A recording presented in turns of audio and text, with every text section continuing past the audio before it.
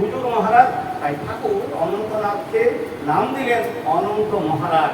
তাই আপনারা বইয়ে দেখবেন অনন্ত মহারাজ বলে লেখা আছে।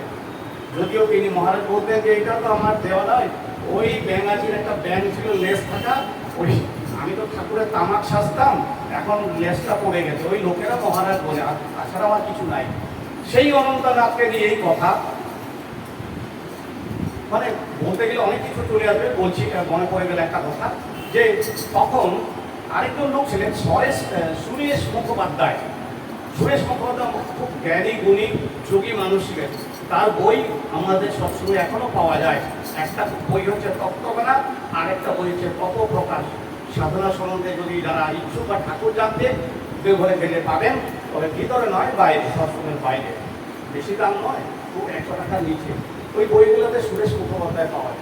এখন এই সুরেশ মুখোপাধ্যায় ছিলেন আগ্রায় দীক্ষিত। ঘটনাচক্রে শ্রী ঠাকুরের আবার সংস্পর্শে আসেন, তখন সস্ত্রী আবার ঠাকুরকে গ্রহণ করেন। তিনি খুব ভালো লিখতে পারতেন, সাহিত্যিক মানুষ ছিলেন, তো ঠাকুর তাকে আমাদের সৎসঙ্গে এই মুদ্রণ, প্রেস ইত্যাদির কাজ দিলেন। কিন্তু তিনি ঠাকুরকে শান্ত মানতে রাজি নন। আছেন ঠাকুরের কাছে, তিনি মানুষে বলেন না, তিনি বলেন অন্য কিছু, শান্ত পুরুষ, তিনি শান্ত পুরুষ হতে পারেন কিন্তু শান্ত না। এই নিয়ে তখন ওই অনন্তের লাগলো বড় ঠাট্টা। তিনি খুব বলেন না, অনন্ত তাকে বোঝাবার জন্য তাকে অনন্তদা তাকে বলতেন আচার্য বলে, এত সম্মান দিতেন। এই সম্মানে যখন দেখলেন ধীরে ধীরে বাড়ছে সম্মান, সুরেশদা মানছে না যে শ্রী ঠাকুর করছেন শ্রী ঠাকুর। আর ওরকম তো দেখছে, কারণ একসঙ্গে দীক্ষা দিয়ে নিয়েছেন। ঠাকুর দীক্ষা নিলেন, কয়েকদিন পরে অনন্তদা দীক্ষা নিয়েছেন, ঠাকুর কিসের সন্ত হতে পারে। ঠাকুর প্রথম দীক্ষা দিয়েছিলেন সতীশ চন্দ্র গোস্বামীকে, কিন্তু ঠাকুর অবতীর্ণ হয়ে তাকে বোঝাতে পারলেন যে ঠাকুর হচ্ছেন পুরুষোত্তম, সদ্গুরু ইত্যাদি ইত্যাদি। তিনি মেনে গেলেন। এরপরে একটা ঘটনা বললো, একটা ঘটনা আমাকে এবার বলে গেল না, বন্ধু বললো যে দয়ার কথা বলবে। এবার দয়াটা শোনেন।